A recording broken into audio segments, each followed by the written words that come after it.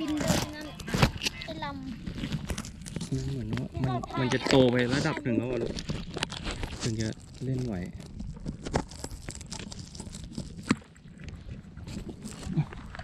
แต่ตอนมีการเล่น เดี๋ยวนะเดี๋ยวพี่ถ่ายก่อนเพราะมันใบพัดตี้ไงนะ เอาถ่ายตอนขึ้นเนี่ย เนี่ยอัดแล้ว เพราะมันบินไปดีถ่ายรูป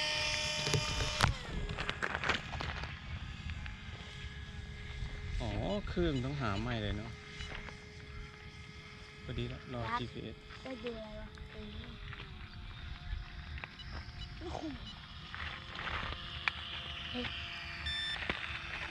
เฮ้ยขึ้นไปมันเล็กตอนลงมาล่ะกดใหญ่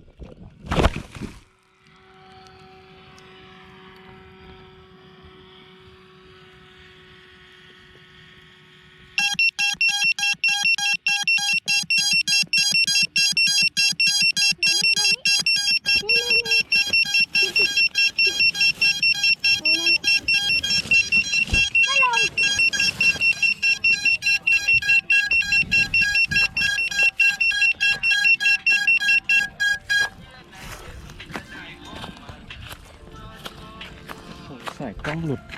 ตัดเลยหยิบให้หน่อยลูกเลนหลุด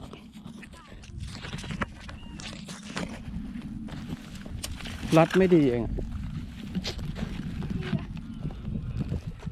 สายเลนหลุดใส่กล้องหลุดเลยนี่เลยเขาบอกว่าอย่าเอาโกโปรขึ้นเลนหลุด เมื่อกี้ตกลงไหน Telemetry lost. เดี๋ยวหาก็ได้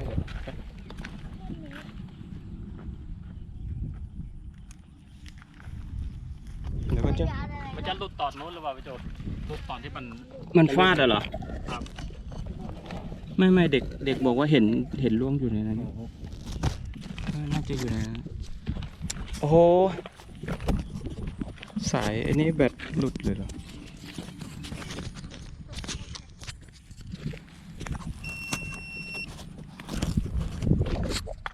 ไม่เอาขึ้นละ7เนี่ยเดี๋ยว